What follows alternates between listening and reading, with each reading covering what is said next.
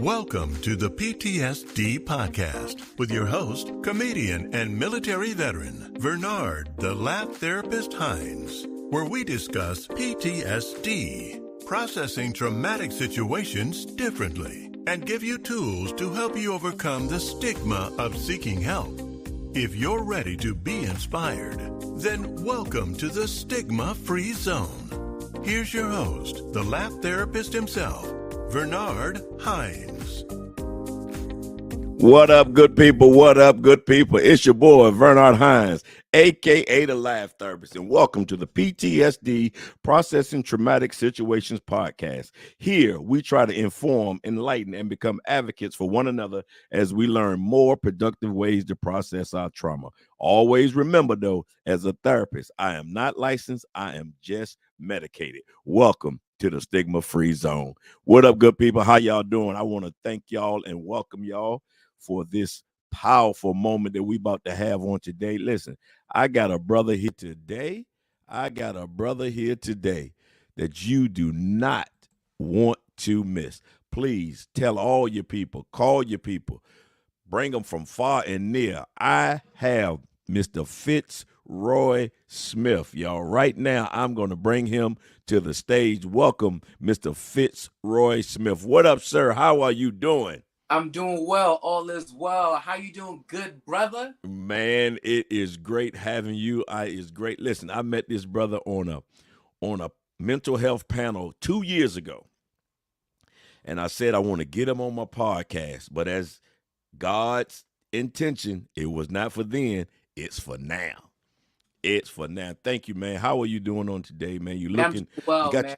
You got your crown looking good, bro. Man, I got my crown hair, and I also got my crown hair.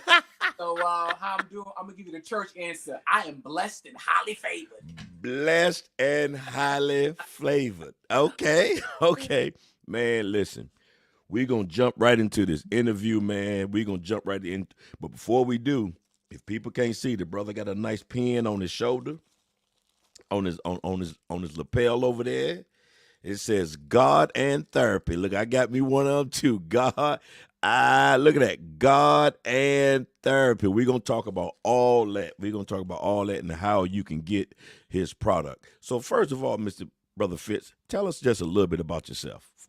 Well, I appreciate the opportunity. My name is FitzRoy Smith. I go by the Church Trapper.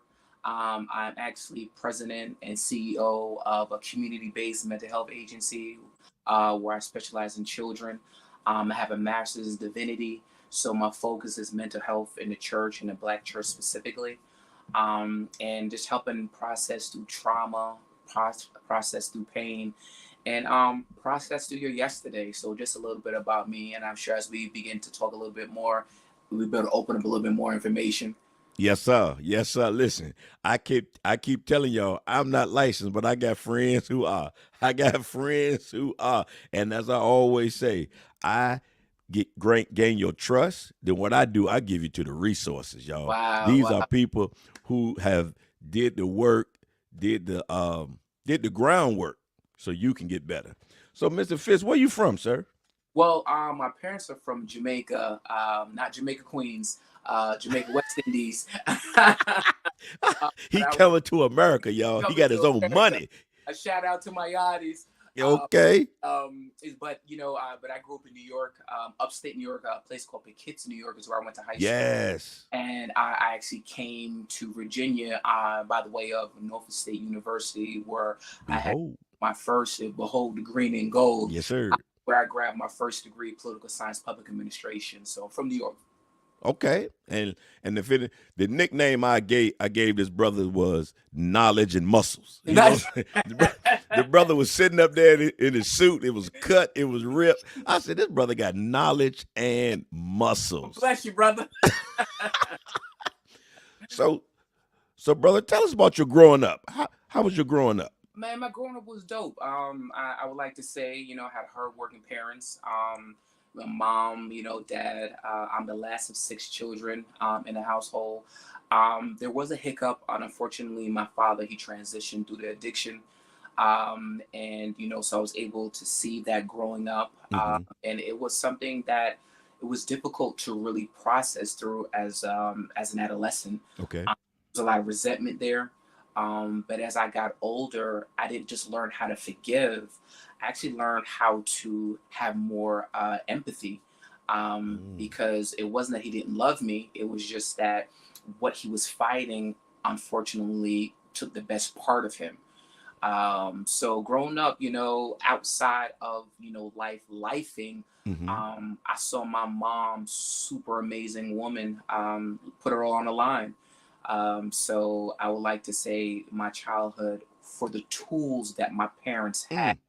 was the best it could have been. For the tools that his parents had, it was the best it could have been. That comes from a lot of healing. Facts. That Facts. comes from a lot of healing. There's a lot of people right now who are hot at their parents and would not forgive because of they need the healing. Yeah, and like I said, when I said the tools, unfortunately, when you have a limited resources, Hmm. limited information, limited tool set, could you imagine having a screw and needing a hammer because you don't have a screwdriver, the more effective way of using that particular screw? And oftentimes we have to make adjustments and we have to use what we have. Correct. And sometimes and many times when you use what you have, it may not be the most effective way Mm. or the most efficient way. It's just what we have. And as I have become older and gained information, I begin to have a little bit more understanding. Like, that's really what they had. It's the tools that they had, and they made the best with it. So for anyone who's listening, just look at your own set of tools and see what you're missing, and it's probably a little easier for you to have a little bit more understanding when somebody else's tool set is lacking some additional tools. Listen, y'all, we got FitzRoy, the church trapper, in here. Listen, this brother dropped some stories, and it's like I call them mini series, mini therapy sessions. I mean, when we was on that panel, you were dropping some mini series therapy sessions that was powerful. When you are doing your therapy, how do you? I mean, what does those little mini series come from? You know what? I think for me, it's lived experience. And Okay. what I've understand is, my favorite book, All Things Work Together for the Good. And oftentimes we want to highlight the highlight rails, Oh, yes. winning all the time, when everything is going great. But the negative things work equally as effective, because they're lessons. And I just try to take those lessons and try to apply them to people's lives. Coaching, therapy, having conversations, honestly, what it really is like having a tour guide.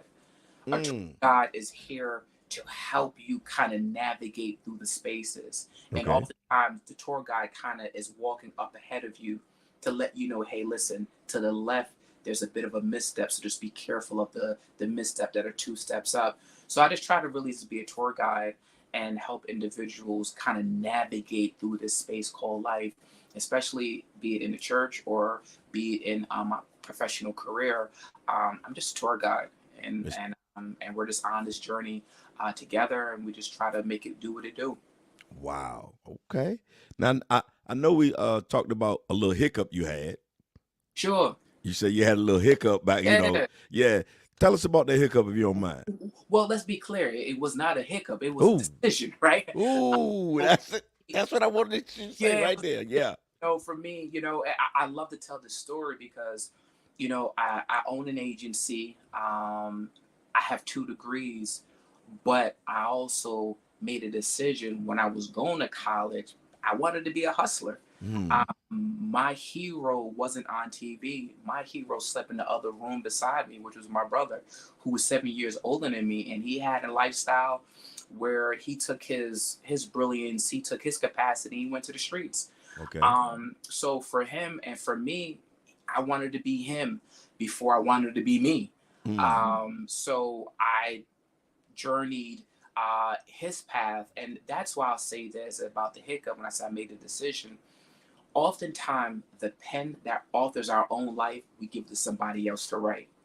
Gosh, I And about I gave my pen to my brother, and he began to write down some of my life. And because of that, I was in front of a judge and facing incarceration on a drug charge because I was not holding the pen to my life. And so it wasn't a hiccup. It was a decision I made because I gave away the most effective tool I had in my box, the ability to write my story. But like I said, all things work together for the good. So after the incarceration, I went back to school and I got 2 degrees. Excuse me, I earned 2 degrees. Come on, brother. And I opened an agency and I committed my life not only just to ministry, but to the people who need what I call, what I learned this in seminary. Shout out to Virginia Union, the Samuel School of Theology. That's right. Hermeneutical lens is how do you write your sermons? And mine is always going to be a line and a sense of redemption. Okay. Because I needed to be redeemed. And that's the beauty of God. That's the beauty of Christ.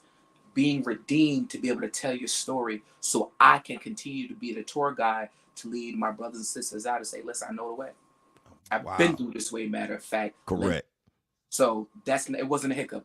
So my pen, brother. So your turning point. Now, were you always in church? Were you always a church boy? Not necessarily a church boy, but I've always believed there was something bigger than me. Got it. I've always yearned for what is there, what more to life. Okay. So to say I was always a church boy, I would like to say yes. Okay. Was I always in church? I would like to say no. Okay. But yeah, but God has always been something I've always fell in love with. Got it. And now, since you as you say, made that choice, yeah, and then you had a turning point, yeah. Now your biggest thing right now is the church and mental health. Facts. Correct. Yes. So I have a shirt that says I talk to God and a therapist. Yeah. You know, to let folks know you can have. What do you think is one of the biggest stigmas or hiccups with a Christian thinking they don't need therapy or I can't go to therapy? You know what it is? I think so being that my parents are from Jamaica, they speak Patois. And okay. Well, that's kind of the dialect, you know, in Jamaica that we speak. So I could say something to you and say, I may say, remember. So if you understood what I said, you would respond to me accordingly. Oftentimes in the church, we don't understand it. So because we don't understand it, we don't know how to respond to it. So what's the reason why I went to seminary? I went to seminary to learn how to speak the language. Okay. So now when I go in with the information about mental health and I already speak your language, now we can have this conversation. Here's a quick example. I can talk about, like Judas. Mm-hmm. Story of Judas. Judas betrays Jesus and he had the 30 pieces of silver. We get all that. It's what happens after he realizes he made a really, really bad decision. He throws back the 30 pieces of silver and it says that he walked to his demise. He wasn't in a foreign place. He was in his hood. He was in his hometown. And he was able to make it all the way to his death. And nobody stopped him. Nobody said, well, no, wait a minute, brother. You don't look like yourself. Yeah. You good? You don't sound like yourself. Because in the church, we have not been trained to identify pain. We know how to cause it. We don't identify it. Okay. So now that I speak church now I say, listen, these are the signs and the symptoms of mental health. Let's have this discussion. And just in case you're super saved and super spiritual, here's your Bible verses to support it. So I got you taken care of now too. Got all the bases covered. Got it covered, right? So I think our biggest thing is we don't understand, and oftentimes what you don't understand, you avoid. Correct. Right? And I think that's probably the first line of defense in the church when it comes to mental, emotional health. We don't understand it. And the thing is, we need brothers and sisters like you who are licensed with it but can speak that lingo. Because on the panel, it felt good that, you know, I'm a certified peer recovery specialist, but it seemed like every time, you know, I got hyped with it, you came back and the way you brought it down to like, let's look at it from this angle. I love that. Well, like you said something super amazing. You're the laugh therapist. Laughter is good for the soul, right? And oftentimes the one thing we forget how to do in crisis is laugh, right? And you're allowing people the opportunity as the reminder to say is whatever you do, don't lose your laugh, don't lose your joy.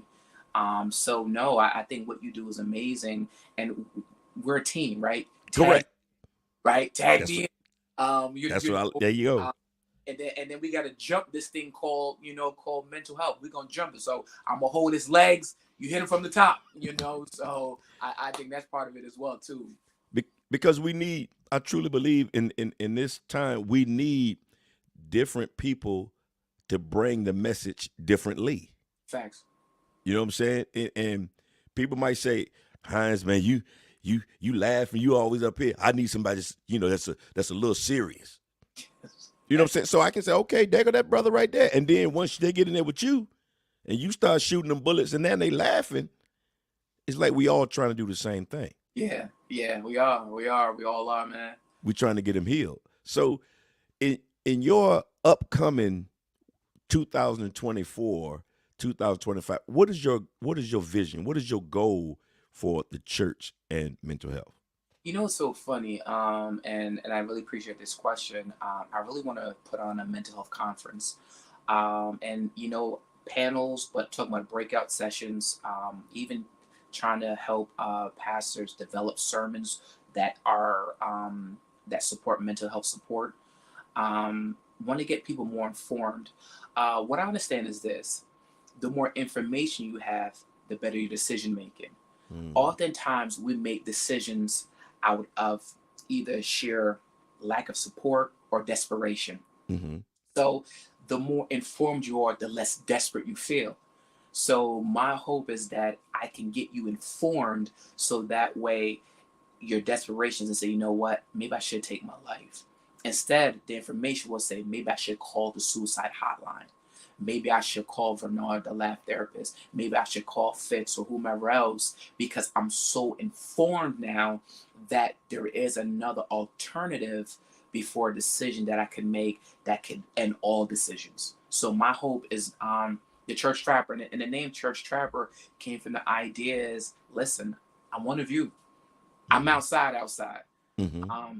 But but I'm also inside, and there's a place that can help heal and restore, and get you back on your feet, so you can go back and do what you need to do.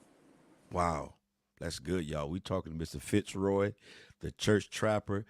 I hear a lot of stuff where people say, I don't want I don't want to get involved. Sure.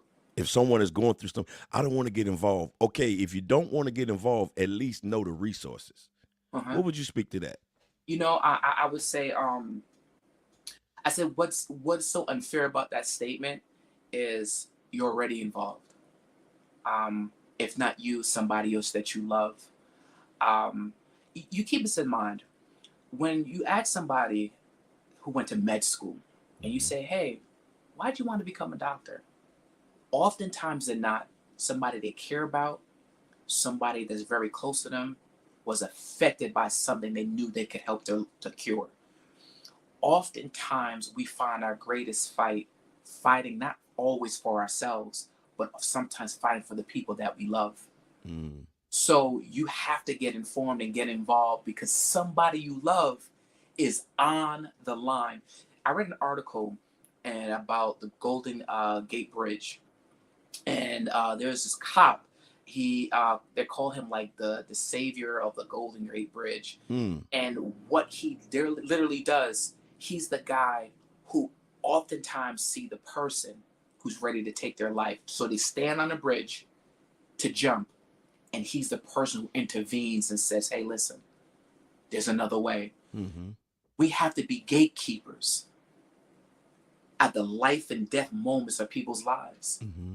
Because just that, and oftentimes too, when people are seen, when people feel heard, they will oftentimes make a different decision. That's right. But if I feel like no one hears me or sees me, I might as well just get out of here. No one's going to miss me anyway. So no, you got to get involved. We need you. We need all of you. We need all of Correct. us. Correct. That part about being seen is what saved my life.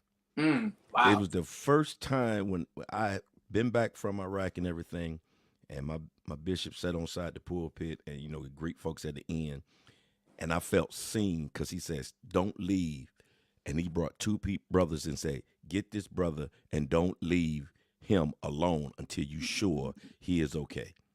Wow. Bishop Brown saw me that day, didn't know me from nobody. Facts. So that powerful thing of being seen, and going back to the church thing, most people say, "Hey, bro, I'm praying for you."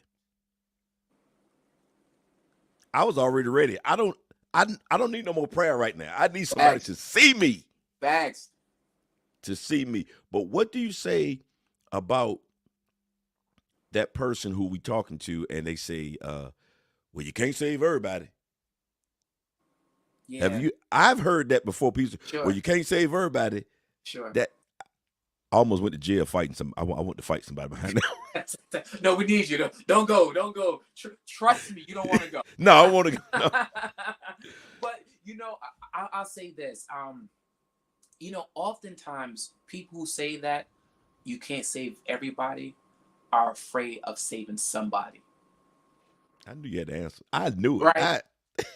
Right, because it's not even that, because you're a man of military status, and if you and I are out in the field, I know you have my back. Yes, right. We went to boot camp together. You have trained together, and you are now equipped to be into the war zone, the battlefield. And now we look each other in the eyes. And we say, "Brother, I got you." We say, "You got me." Oftentimes, the individuals who say you can't save everybody are afraid to save somebody. They feel unequipped. They're scared themselves, and they believe that I don't want you to know that I don't know what to do if it pop off. Correct. It's easy to talk good when it go down, before it go down, but when it go down, then we get to determine, and what the young people say, if you're really about that life, are you standing on business, right? And I think oftentimes people feel inadequate in saving. It takes a lot, even with this podcast that you have, good brother, it takes a lot to display your own vulnerability in order to get somebody else healed. So that's why I believe that's part of it, sir. That is true, because when you say, you're a mental health advocate, or you this and that, when you get that phone call 3:00 in the morning and that person say, "Hey man, I'm at my wit's end," you can't just say, "Hey, bro, I don't wake up at 6." You got to get up. You got to get up and go. Yeah. You got to get up and go. So, with you being African American black man, knowledge with muscles, what is this? What is this stigma of black men seeking help? I get that question. The second question I get that I'm always in church is, why is it that men of color don't like going to church? Okay. And so this I is want what you to get both of them then. Go and get both of them. I'm gonna get both of them. All right. In church, this is the issue. Women want God. Men want to be God. Okay. Right? So because of that, we find ourselves wanting to be the solution and the answer, but we don't want nothing to do with the process. We want the solution and the answer, but we want nothing to do with the process. And remember, the process is not what you enter into. The process is what you become when you come out of it. Say that one more time, brother. The process isn't what you enter into. The process is who you become when you come out of it. Come on now. That's the process.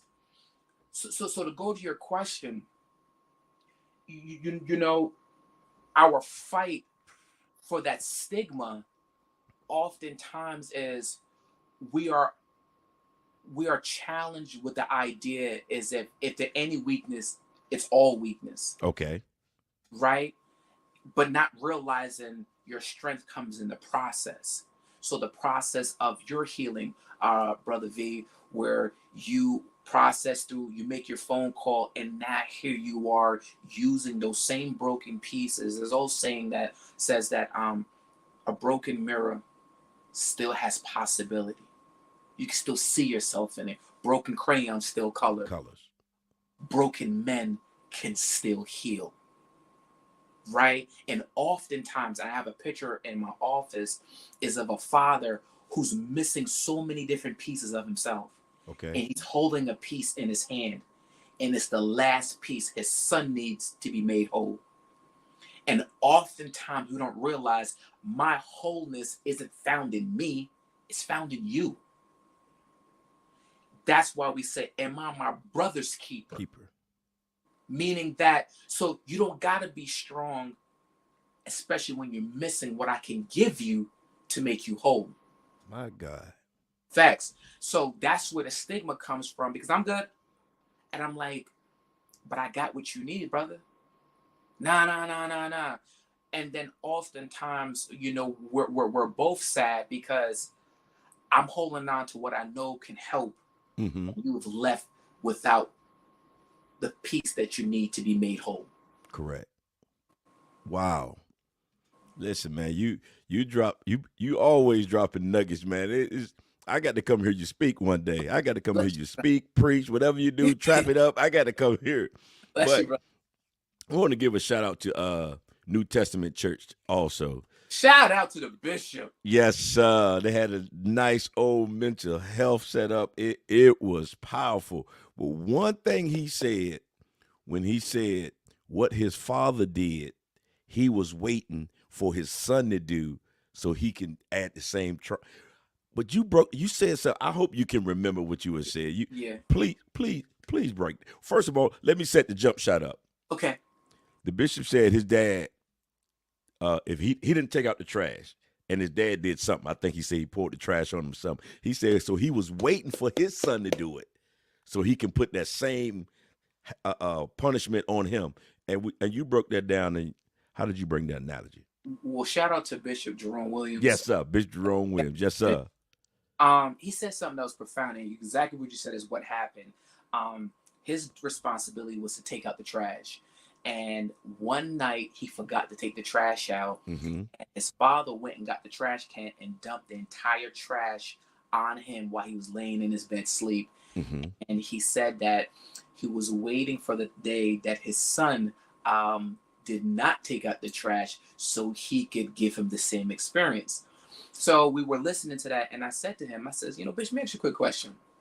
I says, hey, say you're thirsty, and I have a glass of water, and it'll meet your need. But before I give you the water and you're thirsty, I says, I gotta tell you, there's just a drop of poison in it. Yeah.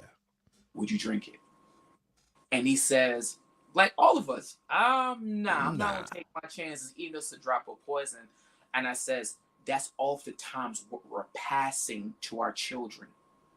It's a glass full of water, but it still has a drop of poison. And too much drops will take your life. Mm-hmm. And that moment wasn't just to harp on wanting to pass the trauma. Correct. It was really to identify the drops that were being passed along with the trauma. Because now, when his son's son, which will be his grandson or granddaughter, Mm-hmm. has an incident, guess what I can't wait to do? They missed the day to take out the trash so I could pour the trash over them on the bed. And that's how we pass poison. And I says, the only way to break generational curses is to make generational decisions. Period. Period. We could pray. You could do all those things that you want to do. But the good book says faith without work. Until you make generational decisions, you can't break generational curses. Wow. That I'm telling you, man, we was dropping plenty of nuggets. They was asking questions about parenting and parenting from an unhealed place Facts. is very detrimental. I know that for a fact. What would you speak to a parent that's saying it's hard parenting, but they haven't got healed from their trauma and now they're parenting? Yeah, parenting is that really, really cool job, responsibility that comes with no manual, right? So you're figuring it out in real time, and oftentimes, what we pass to our children, as far as parenting, are a lot of great things, but also a lot of not so great things. Mm-hmm. Um, and because parenting takes so much work, oftentimes you're burnt out from trying to process through the work. But in addition to that, people don't know how to give themselves grace for not knowing how to do something. Um, Mm. we don't know how to do it, and it's funny. We always say about the gym. I enjoy going to the gym. We can tell muscles and knowledge. Yes, muscles and knowledge. I go into the gym, um, but there are certain times I lay under the weight that's even too heavy for me. Mm. But I don't get up from the weight. You know what I do? I call in a spotter, somebody to help get the weight off the machine, so I can get a few reps in. And the beauty of the spotter, when he or she helps me get the weight off, they stay right there Mm. in case of emergency. And I begin to struggle with the weight. I got it. I'm gonna help it get it off you. And that's so oftentimes we struggle as parents because our accountability partner, our spotter, sometimes are unavailable. We haven't Mm-hmm. identified one, or we may not think we need one, and we're struggling with the weight that has become too heavy for us. I don't care how often I go to the gym. If I'm fatigued, I Mm-hmm. don't care how light the weight is, I'm a struggle. Right. But when I look around, there's so many people who are willing to help, but because they don't know I need the help, they don't respond. But as soon as it says, hey, you got a quick second, they're immediately willing to give and extend their strength so I can get through my session. Or Correct. so that's what I would say about parenting. Allow yourself a little bit of grace, Mm-hmm. but it's okay to ask a spotter for a little bit of help. And that's one of the most. That's one of the things that we as a people that we struggle with, asking for help. Asking. I don't know. It always seemed as a weakness, or I can't do it, or pick up your own bootstraps like I did. Nah, I don't want to do all that. If you can help me with resources, help me. Thanks. Help me. But we got to want to help. Now, sometimes we can want something better than the person wants it. Sure. And we can end up getting burnt out. Sure. One of the coolest things I've learned, and you could check me on this. They said that when someone is drowning. Hold up, man. I ain't checking you. You got muscles. I ain't checking you. You want me checking so I can get beat up, man. I ain't checking you. Let's I come in peace. I was Okay. gonna pray and lay hands, brother. But what I was told is that when someone is drowning, Mm-hmm. that oftentimes the individual may knock out the person because they know that they have the ability to drown the both of them. So even though I'm here to help, you are so startled, so afraid that you can cause both of us to drown. And how I know that to be true, I remember my daughter, Okay. she's 13 now, and when she was 2 years old, give or take, she was sick, had a cold, and I remember I had a spoon full of medicine, and she was fighting me, even though what I was trying to give her was going to make her better, was going to help to make her whole.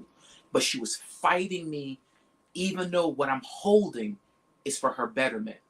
So what I had to do was, I didn't take back the spoon. I just adjusted my approach.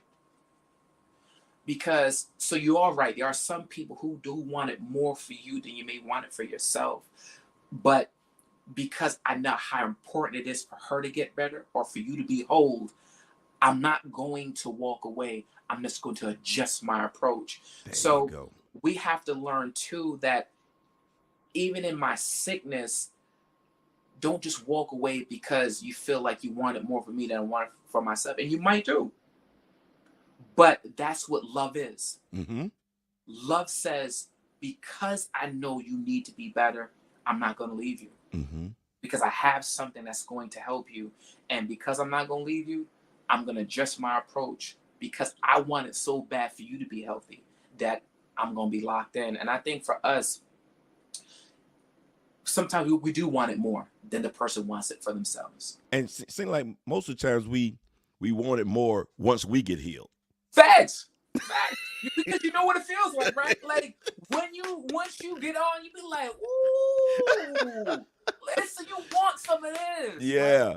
And I remember, for me, I'm the first male in my family to go to college, right? Okay. So my parents didn't go to college. Left Jamaica, no formal education, and so my mother, whereas was CNA, and she was a domestic worker. So when my mother was sitting in the audience of a college graduation, only thing I could remember was all the overtime she worked just so she could put a couple dollars on my books at Nova State University. And I'll be honest with you, it didn't hit for me at first because I was horsing around, I was playing, I was out and about chilling. But I remember my mom asking me one day, and to answer your question, she was like, how you doing down there? I said, Mom, I'm killing it, boy. I'm all the way up out here, Mom. Woo! I was feeling everything. I was on academic probation. And my mother said to me on the phone, because this is back in the days, you had to go to Western Union to get, there was no Cash App. You had to go to Western Union with your form and your ID to get that little bit of paper. That's right. And my mom said to me, good, I just worked some overtime. I'm going to send you some money. I hung up the phone and began to cry.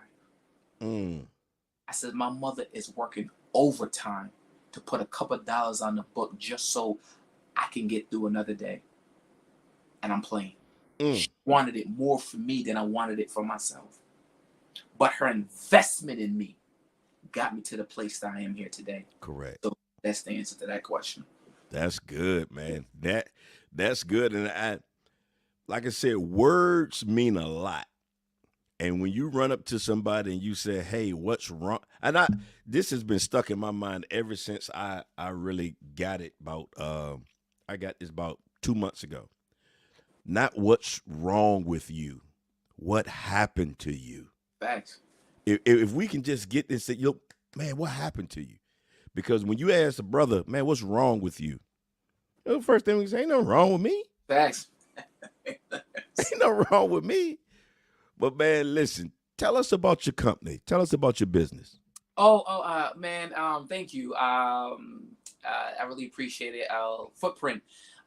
So the concept, the idea behind Footprint when I established the agency, it was a Medicaid-funded agency where we do what's called intensive in-home. We work with children ages 5 to 18, up to 22 if they're still in service.